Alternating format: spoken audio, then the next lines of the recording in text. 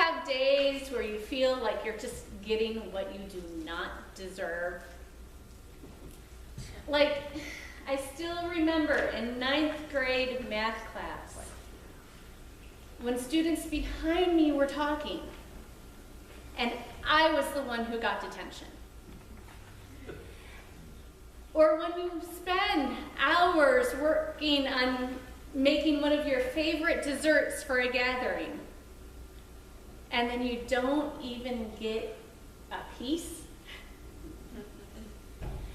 Or when Frank, your coworker, somehow snags the promotion that you had been hoping for, and everyone knows he does not have half your experience. What about the other times when we get things we don't deserve? Like when some stranger ahead of you at the Starbucks drive-thru pays for your morning coffee. Or the credit card company gives you a one-time freebie so you don't have to pay the late fee. Or someone gives you tickets to a concert you've really been wanting to go to just because. Or what about the story of Julio and his mugger? Julio was a 31-year-old social worker who lived out in the Bronx. And every evening, he would stop his subway commute one stop early so that he could go and have dinner at his favorite diner. Well, a few years ago, he got off the train, and a teenage boy met him there and pulled a knife on him. Julio didn't want any trouble, so he gave the kid his wallet. And then the boy started running away when Julio called out, "Wait, you forgot something." And he took off his jacket and handed it to this teen, saying, "Well, if you're going to be robbing people all night long, it's going to get cold. You might as well take my coat to keep you warm." This teen looked at him with disbelief and confusion and said, "Why are you doing this?" Julio said, "Well, if you're willing to risk your freedom for a few dollars, you must really need the money." And then Julio invited this stranger who had just mugged him to dinner with him. And maybe because this teenager was still in such shock, he went with. After they had been seated in a booth at that diner, the manager and the dishwashers and the waitstaff all came by to say hi to Julio. The teen asked, "Do you own this place?" Julio said, "No, I just eat here a lot."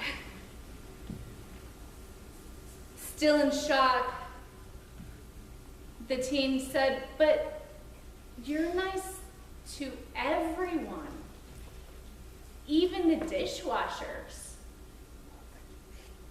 "Well," said Julio, "didn't anyone ever teach you to be nice to everyone?" "Well, yeah, but I didn't think anyone actually ever behaved that way."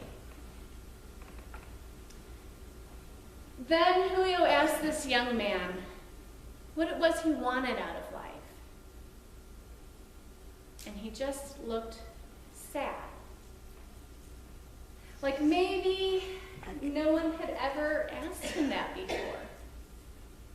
Or maybe he didn't have much hope of having much of a life at all. Well, when the bill came, Julio said, "Well, you've got my wallet, so I guess you need to pay for dinner. But if you give me my wallet back, I would gladly buy you dinner. And without even thinking, the boy slid the wallet back.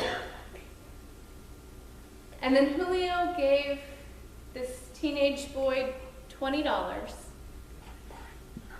in exchange for his knife. And the boy took the deal. This is what the kingdom of God is like. I suspect that most of us, when we hear that story, identify more with Julio.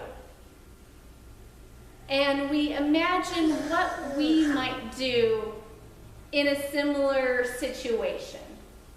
And we hope that we would have his presence of mind and be able to be calm and have that much grace.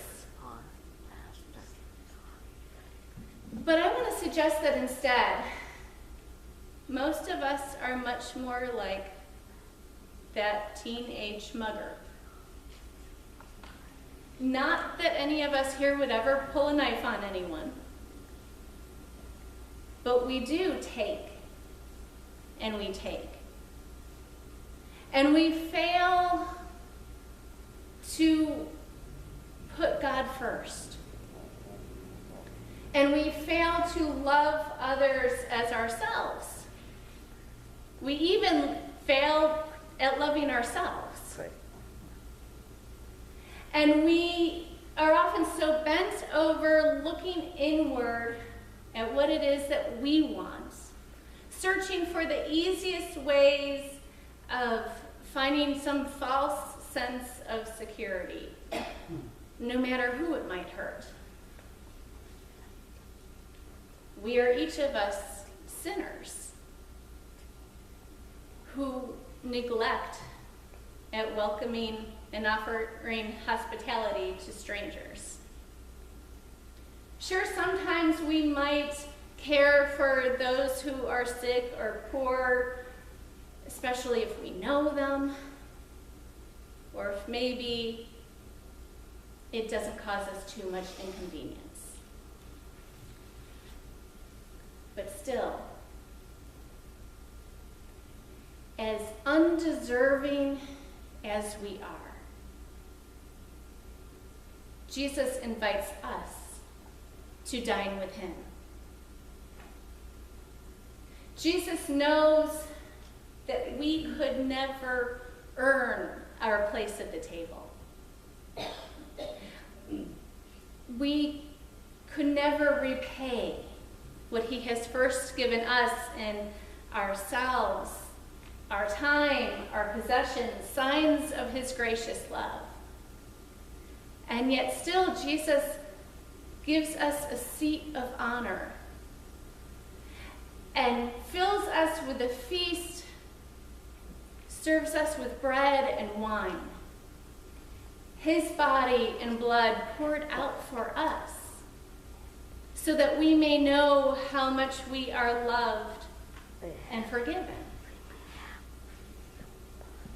And because of all Jesus has given us, we, like this teenage mugger and the teenage mugger inside us, now knows what love looks like. And we can follow suit.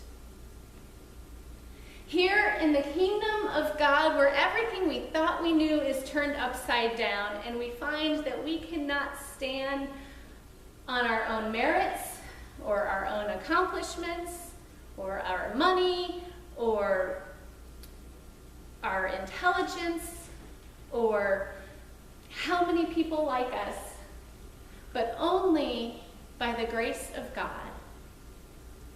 We respond to God loving us by giving voice to those who have no voice, by working for justice, and by offering radical hospitality and grace. We love Christ by loving those who society might deem the least lovable. And just as Christ invites us to the feast, we then invite others and offer them seats of honor. Because in doing so, we get what we don't deserve. We receive Christ, who is with us always. Amen.